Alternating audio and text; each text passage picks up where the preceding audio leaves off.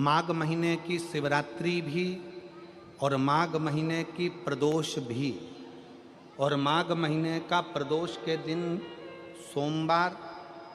सोमवार भी 27 तारीख को पड़ रहा है, प्रदोष भी 27 तारीख को पड़ रही है, और महीने की शिवरात्रि भी 27 तारीख को पड़ रही है। तीनों का समागम, तीन संजोग, सोमवार 27 तारीख का ही प्रदोष और 27 तारीख को ही महीने की मासिक शिवरात्रि, तीनों का संजोग बन गया। हमने आशीष से कहा दुनिया के लोग कुंभ में त्रिवेणी के घाट पर जा रहे हैं, पर मेरे भोले बाबा ने यहां त्रिवेणी इकट्ठी कर कर रख दी है। मेरे शिव, एक निवेदन सभी श्रोता बहन भाइयों से, कथा आस्था चैनल पर जो सुन रहे हैं, फेसबुक यूट्यूब पर जो सुन रहे हैं, और पंडाल में बैठकर जो सुन रहे हैं, जिस दिन दिल से हारो ना,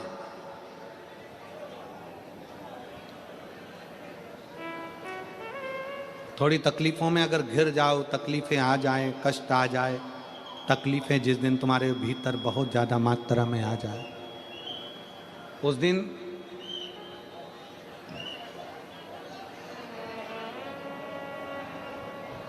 तीन बेलपत्र, एक बेलपत्र में पीला चंदन, बीच वाली पत्ती पर, जिस दिन तुम्हें लगे कि मैं बहुत दुखी चल रही हूं और मेरा काम हो ही नहीं रहा, बहुत तकलीफ की जिंदगी चल रही है, कोई हाथ पकड़ने वाला नहीं है, कोई संभालने वाला नहीं है, और बहुत तकलीफ हो गई, बहुत तकलीफ। उस समय पर एक बेलपत्री के बीच वाली पत्ती पर पीला चंदन, दूसरी पत्ती पर लाल चंदन, और तीसरी पत्ती पर 11 चावल गीले, पानी में उसको थोड़ा सा भिगो लें या धो लें, 11 चावल गीले शिव जी की उस पत्ती पर रखें। सबसे पहला पीला चंदन का बेलपत्र, दूसरे नंबर पर लाल चंदन का बेलपत्र, तीसरे नंबर पर जो 11 चावल आपने धोकर रखे हैं वो हाथ की हथेली में रखना है, और हाथ की हथेली में रखकर अपनी कामना कर कर भगवान शंकर से विनय कर कर पंचाक्षर मंत्र नमः शिवाय या षडाक्षर मंत्र ओम नमः शिवाय या श्री शिवाय नमस्तुभ्यम बोलकर उस बेलपत्र पर सीधे हाथ में रखकर उल्टे हाथ का स्पर्श कर कर बाबा से अपने मन के भाव कहकर शंकर के शिवलिंग पर उसे समर्पित कर दीजिए। एक ही लोटा जल, जहां से जल बहता है अशोक सुंदरी वाली जगह, एक ही लोटा जल जहां से जल बहता है उस जल बहने वाली जगह पर 3 बार उस जल को अपनी कामना कर कर श्री शिवाय नमस्तुभ्यम या पंचाक्षर मंत्र या षडाक्षर मंत्र बोलकर 3 बार उस स्थान पर गिरा दीजिए। गिराने के बाद में बाबा से विनय कर कर अक्षत वाली जो बेलपत्र है, एक बेलपत्र और एक अक्षत उसमें से अपने लिए लेकर आ जाओ। उसको 2 महीना 3 महीना अपने घर में रखिए। जितना भी दुख है धीरे धीरे बाबा समाप्त कर कर खुशियां घर में लेकर आता ही है। दुख समाप्त होगा, खुशियां घर में आएगी जरूर। ये आज जो शंकर के शिवलिंग की आराधना करेगा, पूजन करेगा, उसके घर में 2 देवियां सदा सदा विराजमान रहेंगी। पहली सरस्वती, दूसरे नंबर पर लक्ष्मी उनके घर में सदा विराजमान। सरस्वती और लक्ष्मी।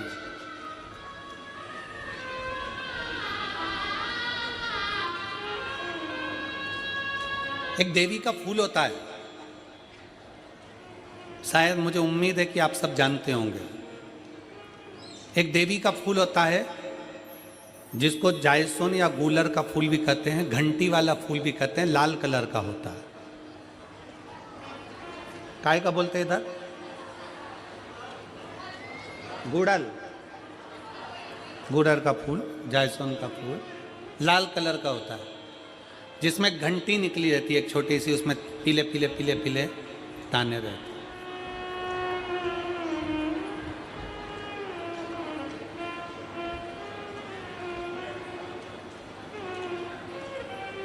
अगर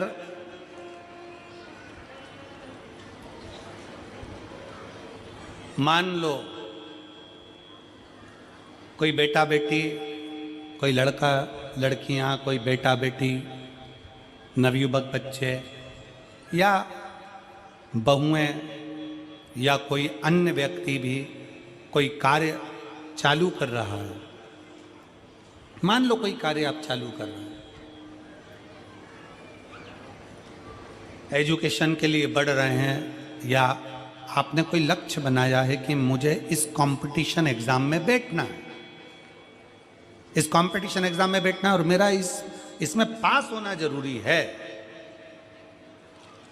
और मैं जो चीज पढ़ती हूं ना मैं भूल जाती हूं, मैं अध्ययन करता हूं और भूल जाता हूं।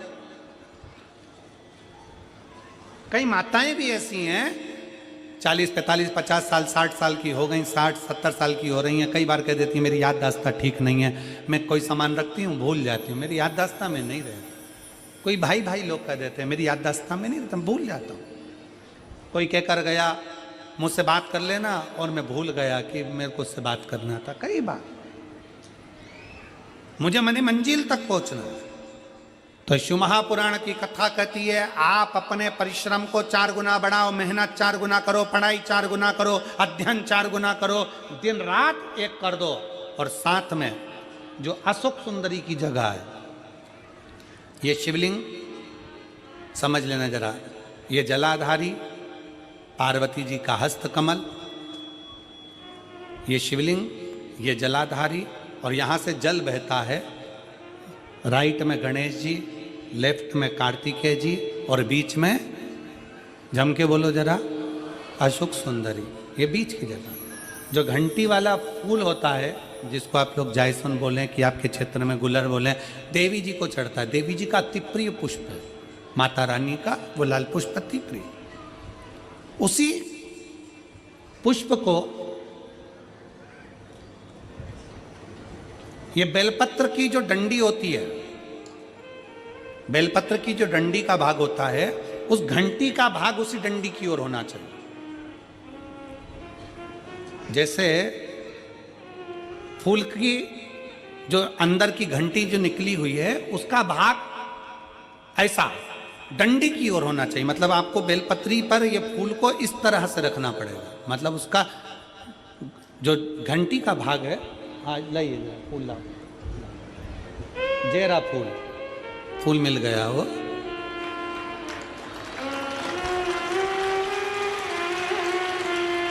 फूल मिल गया। भारत में फूल जल्दी मिल भी जाता है, मिल गया। अब ये फूल और इस फूल की जो घंटी का भाग है वो इस डंडी की ओर हो, मारा डंडी के साइड। अपनी कामना कर कर, अपना नाम और गोत्र का स्मरण कर कर, शिव जी से अपने मन का भाव बोलकर इस फूल को और इस बेलपत्र को 12 महीने शिवरात्रि पड़ती है। किसी भी शिवरात्रि पर अशोक सुंदरी वाली जगह पर, शंकर के शिवलिंग की ओर जो अशोक सुंदरी की जगह है, वहाँ पर डंडी और घंटी का मुख शिवलिंग की ओर होते हुए उस बेलपत्र को समर्पित करो। कब करना है? पहले 1 लोटा जल समर्पित कर कर, फिर ये बेलपत्र अपनी कामना कर कर, बाबा से विनय कर कर, बाबा मेरा ये कंपटीशन एग्ज़ाम है, मैं पढ़ूंगी, 4 गुना मेहनत करो, अध्ययन करो, अच्छी पढ़ाई करो, दिल से पढ़ो, रात दिन एक कर दो, और 1 घंटी का पुष्प, 1 बेलपत्र, जब तक तुम्हारा एग्जाम ना आए, 4 महीना, 5 महीना, 3 महीना, प्रत्येक शिवरात्रि, हर महीने शिवरात्रि आती है, प्रत्येक शिवरात्रि पर समर्पित करो। आप अपने लक्ष्य तक पहुंचोगे ही, कोई रोक नहीं सकता आपको। आप अपने लक्ष्य तक, अपनी मंजिल तक पहुंचे ही जाओगे। बोल बम का नारा है। बेटा बेटियों का विवाह नहीं होता, उन बेटा बेटियों के लिए मान लो अगर कोई ग्रह ऐसे हो गए कि भाई संबंध टूट गया और संबंध टूटने के बाद तलाक हो गया, होने के बाद दूसरा विवाह ही नहीं हो रहा, संबंध टूटने के बाद मंगल विवाह दूसरा हो ही नहीं रहा, तो प्रयास करिएगा।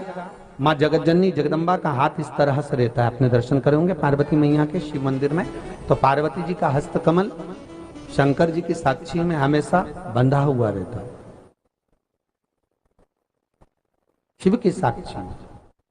महाराज प्रदोष काल में, प्रदोष के दिन कभी भी, किसी भी प्रदोष के दिन, वैसे तो मूल है इसमें सोम प्रदोष का वर्णन, सोमवार की जो प्रदोष पड़े उसका मूलता माना गया है, पर आप प्रयास करना कि किसी भी प्रदोष के दिन जिसका तलाक हो चुका हो, जिसका संबंध खराब हो चुका हो, संबंध हो ही नहीं रहा हो वापिस से, सोम प्रदोष के दिन जहां मां जगतजननी का हस्त कमल बंधा रहता है और शंकर भगवान का शिवलिंग है। आप लोगों ने कथा सुनी होगी कि सबसे पहली यज्ञोपवीत संस्कार, सबसे पहला यज्ञोपवीत संस्कार किसका हुआ था और किसने किया था? महाराज सबसे पहला यज्ञोपवीत माता ललिता देवी ने भगवान शंकर को यज्ञोपवीत धारण करवाया था।